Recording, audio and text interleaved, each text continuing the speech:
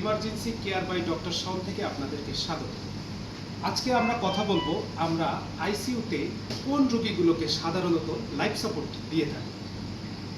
আমরা যদি চিন্তা করি রেসপিরেটরি যদি কিছু কজ চিন্তা করি, এর ভিতরে acute respiratory distress syndrome, acute lung injury, acute pneumonia, aspiration pneumonia.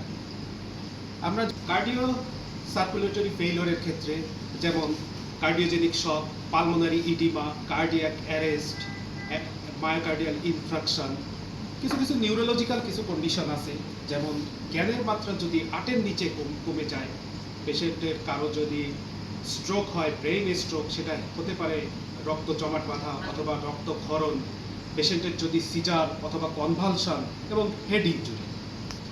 আরও কিছু কন্ডিশন আছে যেমন সেপটিক শক, এবং অপারেশনের পরে কিছু রোগীকে আমরা আইসিইউতে রাখি। কোন ধরনের অপারেশন হতে পারে সেগুলো হার্টের বাইপাস সার্জারি, নিউরো সার্জারি এবং যে মেজর অ্যাবডোমিনাল সার্জারিগুলোর জন্য আমরা পেশেন্টগুলোকে আইসিইউতে লাইফ সাপোর্টে রেখে দিতে পারি। আমার ভিডিওটি দেখার জন্য আপনাদেরকে ধন্যবাদ।